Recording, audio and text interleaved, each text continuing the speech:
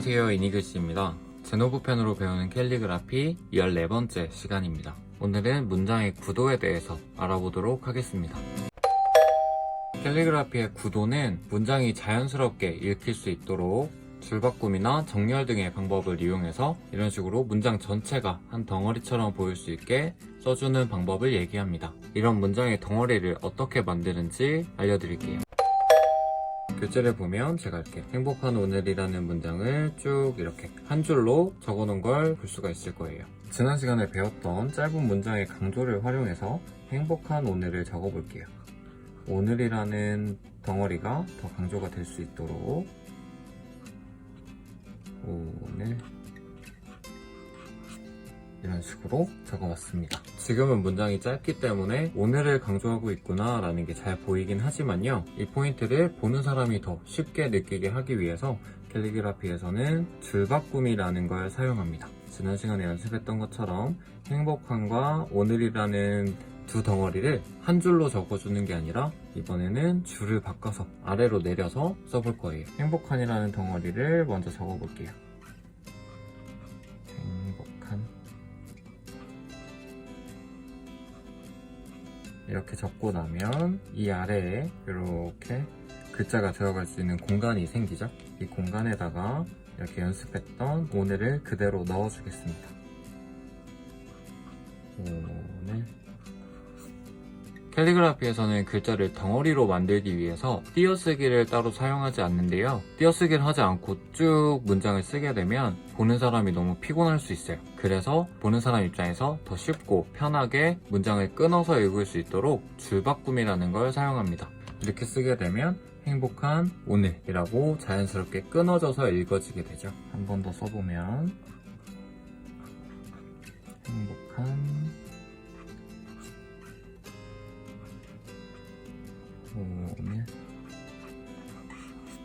그리고 이런 식으로 구도를 바꿔주게 되면 자연스럽게 방해받지 않는 공간들이 더 생기기 때문에 이런 니은이 더 길어질 수도 있고 이런 기억을 더 자연스럽게 쭉 빼줄 수도 있게 되겠죠. 자, 이렇게 줄을 바꿔서 썼을 때 주의하실 점은요, 문장이 한 줄, 두 줄, 세 줄, 네 줄로 이렇게 이어지는 이 부분을 행간이라고 하는데, 이 행간의 여백을 최소화해서 전체 문장의 모양이 덩어리처럼 보일 수 있게 해주셔야 돼요. 이렇게 문장이 붙어있지 않고 줄바꿈을 통해서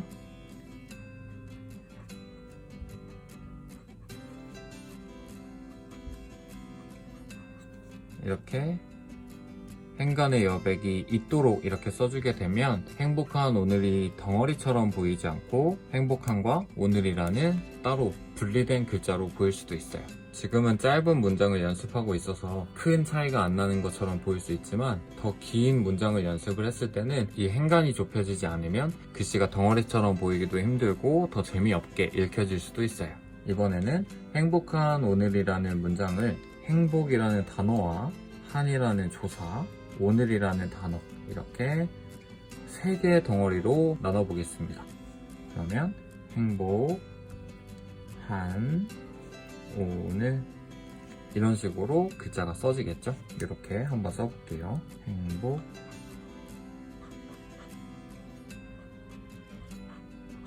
이제 여기서 글자의 행간을 줄여줘야 하기 때문에 최대한 글자끼리 겹칠 수 있는 공간을 찾아주셔야 돼요. 너무 줄을 바꿔서 이렇게 쓰기보다는 행복에 자연스럽게 이어지는 듯이 붙을 수 있도록 이렇게, 그리고 여기서도 또 너무 떨어지지 않게 이런 식으로 조금씩 줄은 바뀌고 있지만 전체적인 모양이 너무 떨어지지 않을 수 있도록 이렇게 써주시는 게 좋습니다. 이걸 다시 한번 정리해서 써볼까요?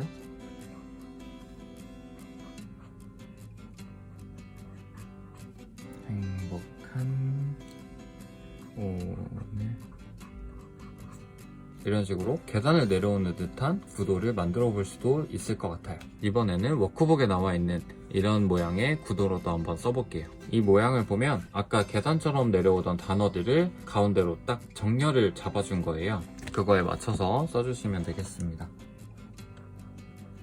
계단을 타고 내려가듯이 써주지만 그 정렬이 옆으로 가지 않고 가운데서 모일 수 있도록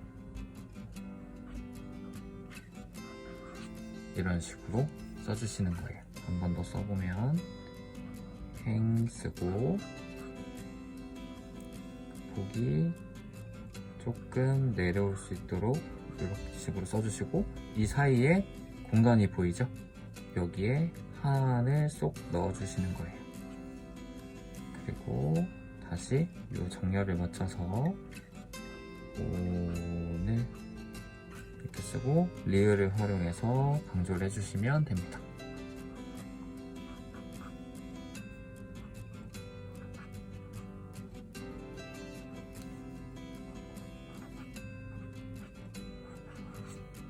이렇게 비교해보면 처음에 한 줄로 썼을 때보다 훨씬 더 재밌어진 덩어리가 됐죠. 이렇게 되면 보는 사람들도 행복한 오늘 이렇게 읽어볼 수 있을 것 같아요. 그럼 이렇게 줄바꿈을 활용해서 이번에는 인생의 가장 아름다운 날들이라는 문장을 적어볼게요. 이번에도 마찬가지로 먼저 기본 서체를 활용해서 쭉 문장을 적어보세요. 인생의 가장 아름다운 날들.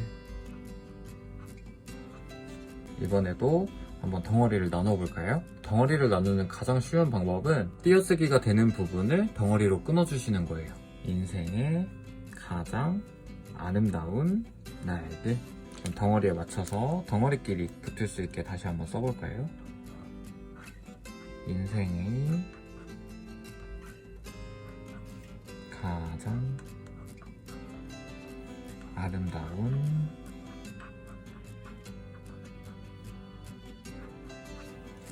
날들. 4개의 덩어리로 만들어 봤는데요. 이걸 이제 어떻게 줄을 바꿔주느냐에 따라서 구도가 바뀌어질 거예요. 인생의 가장 아름다운 날들. 이렇게 4덩어리가 다 떨어질 수 있게 한번 써볼까요? 인생의 가장, 이렇게 한번 옆으로 왔으니까 다시 앞으로 아름다운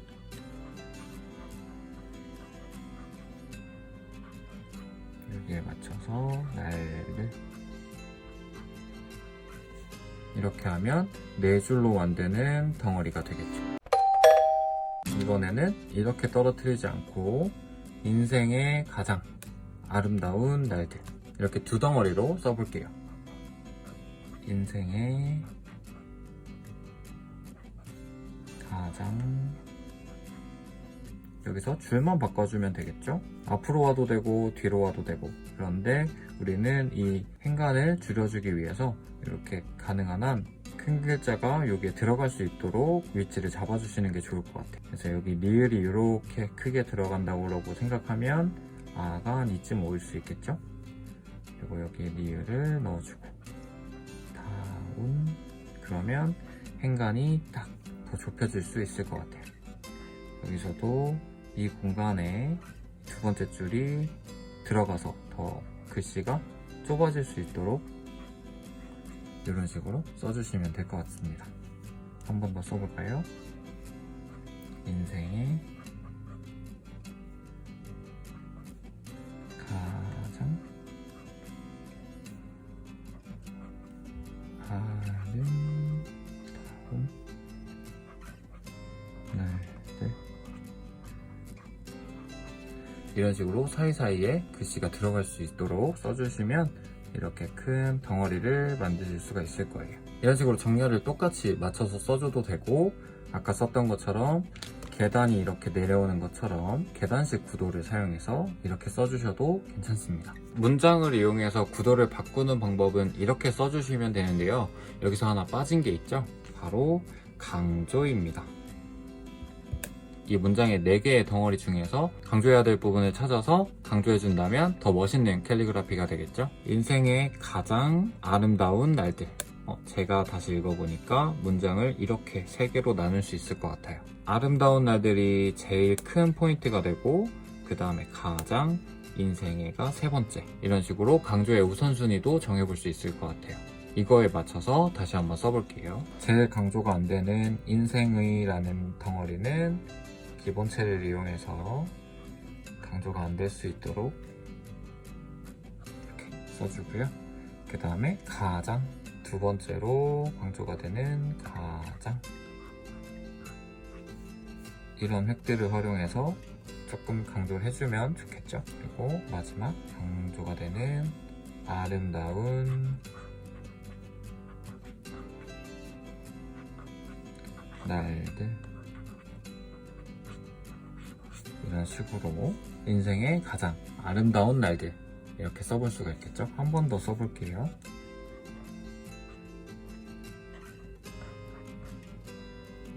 인생의 가장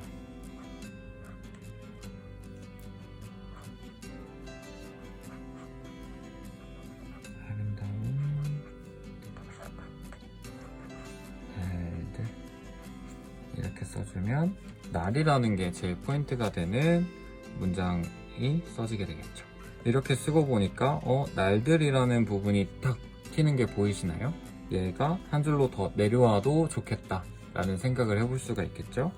이 날들의 위치를 밸런스가 안 맞으니까 이런 식으로 바꿔줄 수도 있을 것 같아요. 이렇게 수정해서 다시 한번 써볼게요. 인생의 가장 아름다운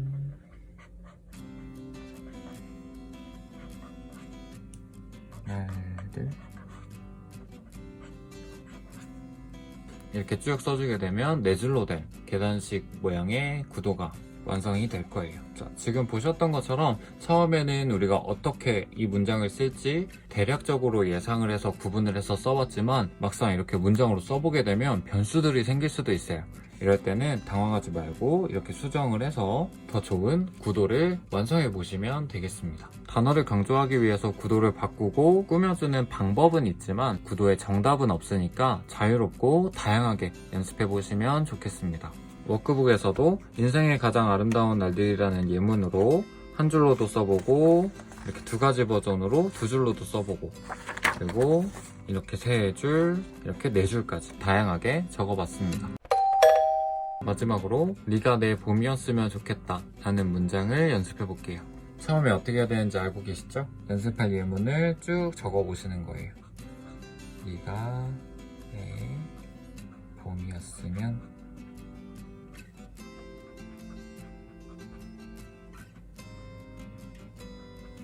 좋겠다. 그리고 이렇게 문장을 적으실 때 가능하면 한번 소리내서 읽어보시면서 적어보시는 게 좋아요. 자, 한번 포인트를 잡아볼게요. 네가 내 봄이었으면 좋겠다. 쉽게 보면 이렇게 세 덩이로 나눌 수 있겠죠? 먼저 이렇게 한번 써보겠습니다. 네가 내 봄이었으면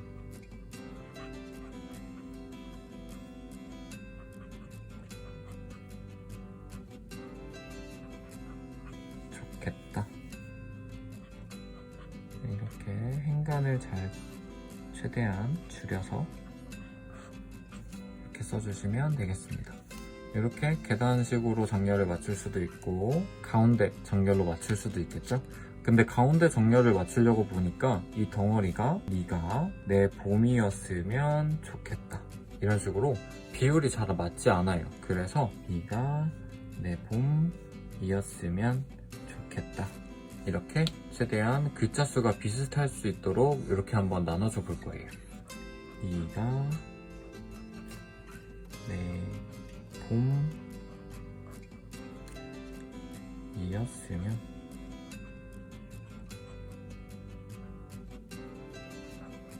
좋겠다.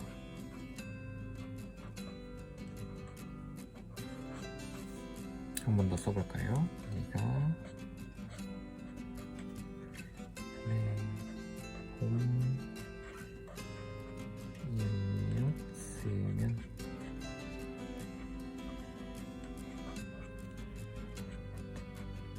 좋겠다. 이번에는 구도가 더 이쁘게 보였으면 좋겠어서 구도에 맞춰서 글씨를 써봤는데요. 막상 이렇게 써보니까 더 뭔가 어색하지 않으신가요? 뭔가 말이 흐름이 안 맞는 것 같기도 하고요. 자, 이렇듯이 구도를 예쁘게 쓰는 것도 중요하지만 제일 중요한 건 보는 사람이 편하게 읽을 수 있는 구도를 찾으시는 게 중요합니다. 이렇게 써보니까 아, 이 구도는 별로구나 이런 피드백을 얻을 수 있겠죠. 그럼 다시 한 번 더 보는 사람이 읽기 편할 수 있도록 한번 끊어볼까요? 네가, 네, 이렇게 덩어리가 하나 또 생길 수가 있겠네요. 봄이었으면 좋겠다. 이렇게 네 덩어리를 나눠서 다시 한번 써볼까요? 네가, 네, 봄이었으면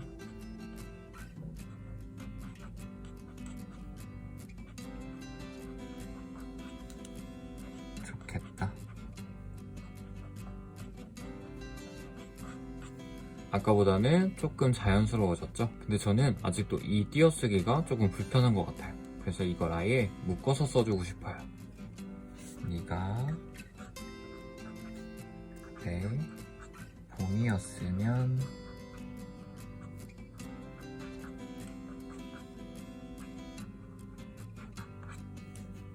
좋겠다.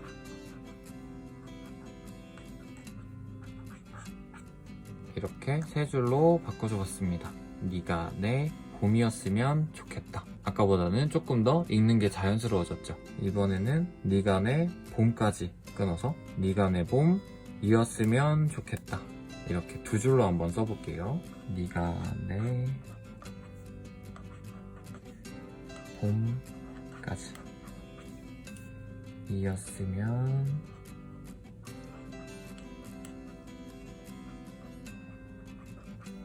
좋겠다. 다시 한번 써볼게요. 네가 내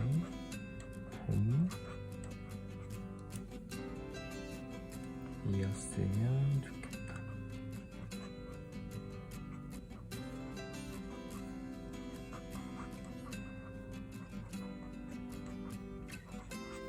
자, 이렇게 완성을 해봤는데요. 제 호흡에는 이 구도가 딱 맞는 것 같습니다. 이렇게 하면 자연스럽게 봄이라는 글자랑 좋겠다 라는 게 강조가 되면서 네가 내 봄이었으면 좋겠다 라는 메시지를 전달할 수 있을 것 같아요. 오늘은 문장의 구도에 대해서 알아봤는데요. 다양하게 구도를 바꿔보는 연습을 통해서 내가 전달하려고 하는 메시지에 가장 잘 맞는 구도를 찾아보시면 좋을 것 같아요. 영상이 도움이 되셨다면 좋아요와 구독 부탁드리고 궁금하신 점은 댓글 남겨주시면 답변 드리도록 하겠습니다. 그럼 다음 영상에서 만나요. 안녕.